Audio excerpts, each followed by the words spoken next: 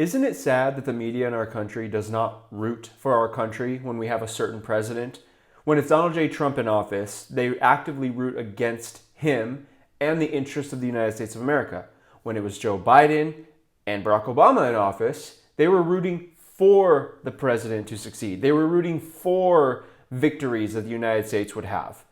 That doesn't happen when President Trump is in office, and it's disgusting. As you know, CNN and the New York Times have tried to downplay Operation Midnight Hammer that took place over the weekend. They basically said it wasn't really a success, and President Trump and the Trump administration don't know what they're talking about. Well, not only have they been proven wrong, but they are now running damage control on CNN, and it is crazy to watch. So let's get into it. My name is Clayton Kearns from TrendingPolitics.com. Please make sure to like this video and subscribe to the channel to see more videos like it, because we need to fight back against these narratives somehow, some way. So let's get into it. This morning at the Pentagon, Pete Hegseth, Secretary of Defense, went absolutely ballistic, scorched earth on the media, on the New York Times, on CNN. Eric Doherty tweets this: "Holy smokes, Pete Hegseth just revealed that the leaked intel report published by CNN and the New York Times claiming Trump's Iran strikes failed actually say in the report that it takes weeks to have a valid assessment, and it was not coordinated with the intelligence community. And the media still reported on it like it was a fact. You cannot hate them enough." So I'm gonna put this full screen. I'm gonna put Pete full screen, and we're gonna watch this together. This was a masterclass of how you deal with the lying fake news media. Fake news, CNN, MSNBC, or the New York Times, there's been fawning coverage of a preliminary assessment. I've had a chance to read it. Every outlet has breathlessly reported on a preliminary assessment from DIA. I'm looking at it right now. Again, it was preliminary, a day and a half after the actual strike, when it admits itself in writing that it requires weeks to accumulate the necessary data to make such an assessment. It's preliminary. It points out that it's not been coordinated with the intelligence community at all. There's low confidence in this particular report. It says in the report there are gaps in the information. It says in the report multiple linchpin assumptions are what this assessment, a linchpin assumption, you know what that is?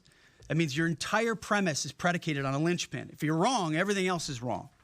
And yet, still, this report acknowledges it's likely severe damage. Again, this is preliminary, but leaked because someone had an agenda to try to muddy the waters and make it look like this historic strike wasn't successful. I'm going to get to the chairman in a moment because he's going to lay out the particulars for you based on his professional military experience. But here's what other folks are saying. The DIA that put that report out says this is a preliminary low-confidence report and will continue to be refined as additional intelligence becomes available. How about the Israeli Atomic Energy Commission? The devastating U.S. strikes on Fordow destroyed the site's critical infrastructure and rendered the enrichment facility inoperable. Have any of these quotes made their way into the New York Times or the Washington Post? MSNBC? CNN? Any of these quotes? How about this one? This is a new one from the UN, the United Nations. No friend of the United States, or certainly Israel often.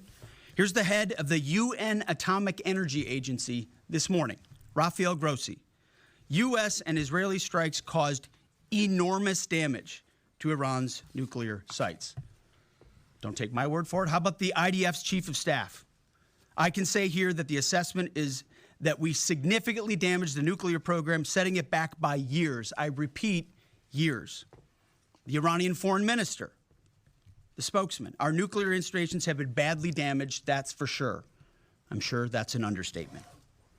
John Radcliffe, the director of the CIA, putting out a statement just last night. CIA can confirm that a body of credible intelligence indicates Iran's nuclear program has been severely damaged by recent targeted strikes. This includes new intelligence from a historically reliable, very different than preliminary assessment with low confidence. He's saying historically reliable and accurate source and method that several key Iranian nuclear facilities were destroyed and would have to be rebuilt over the course of years. CIA continues to collect additional reliably. So, of the actual good source of information that we have, people say their sites are now inoperable. They say that immense damage has been done. Iran themselves are saying extreme damage was done.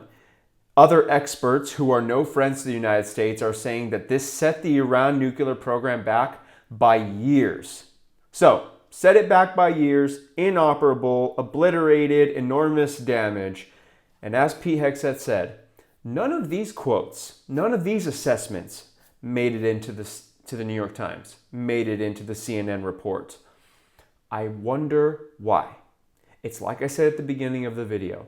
When it's President Trump in office, they are actively rooting against this man and the success of this nation. In fact, many of those people actually root for Iran to have a nuclear weapon. Now, if this would have been done under Joe Biden, or if Kamala Harris would have won this election somehow, and she did these strikes, CNN would be praising it as the best military operation in United States history. They would just be fawning all over her. They would have said, wow, with such precision, no American casualties.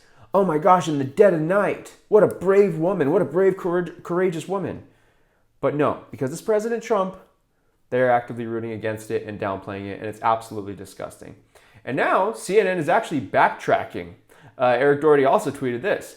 CNN is backtracking big time as they air that Trump was right. The Iran strikes were effective. The leaked intel report was wrong. It worked. It seems to have worked flawlessly. The 20,000 centrifuges, they are all completely destroyed. Let's watch this. Let's watch them do some damage control on this fake news network. What we now know from that briefing, first time we know it, is that as it was designed, as these massive ordnance penetrators with significant computer software engineering went directly down those 3 ventilator shafts, specifically as designed. And until you actually do it, you never know if it's going to work. It worked. It seems to have worked flawlessly. That is very important information. He also pointed out some things we take for granted. A Patriot interceptor is traveling at 3,000 miles an hour, about Mach 4, to hit a ballistic missile, traveling at about 6,000 miles an hour, Mach 8. This is really difficult. We take for granted how this stuff all works. I thought that was very important to lay out. So as I come out of this briefing, I now know BDA level 2, as I mentioned. Level 1, first 24 hours, you're looking at imagery. Level 2, did the ordnance work? Did everything go as we had wanted? The answer now is yes. And we're now in the phase of level 3, collecting all sources of information and then putting that together with nuclear experts to determine if they have these pieces and parts here, could they reconstitute them? With some political analysts to say, would the Iranians do that? What would be the restraints? To then have a comprehensive assessment of where we are. With the objective being, Iran can never have a nuclear weapon and its enrichment program has to be completely destroyed. I think from what I've seen, the 20,000 centrifuges, you had about 17,000 in Natanz, about 3,000 in Fordo, they are all completely destroyed. I am very confident those centrifuges are gone. The Israelis destroyed the centrifuge manufacturing production facilities that we know of. Isfahan, which is the conversion facility, key part of the fuel cycle, also appears to have been destroyed. So if you add it up from what we're seeing, massive catastrophic setback for Iran's program. The term of art, obliterated, destroyed, I kind of step out of that. This is an analytical process. It's important for the professionals now in the intelligence community to be able to do their work without political pressure and come out with their assessments. And we'll know soon enough. There's a lot of work going on here from U.S. intelligence agencies, from Mossad and the Israelis, from other partners. But I thought that briefing was important. We now know that operation that was developed over multiple administrations worked exactly as it was designed. So I didn't know that. I couldn't have confirmed that 24 hours ago. I now know those 3 ventilators, they went down there and it worked. Look how sad the CNN anchors look. Look at those faces. They are not happy that this man is sitting here confirming that the strikes were a massive success. And it's just really sad to see. Also, you have Brian Stelter running damage control. After Trump and Hegseth proved them wrong, he's like, CNN didn't report that the mission was a failure. We just don't know all the facts yet. This is what's called gaslighting, ladies and gentlemen. They say it failed, they say it wasn't a success, and then when they're proven wrong, they say, well, we didn't actually say that. Just watch this and try not to cringe. There's so much more reporting to do on this topic. This is a very complex matter, even though Trump tried to make it sound simple on Saturday night.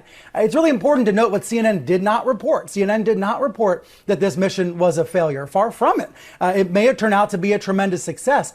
We just don't know all the facts yet, and neither does the U.S. government. There's so much that this mission... Okay, all right, and then this commenter said, AKA, we got some intel that we knew was BS, and we ran it anyways because screw Trump.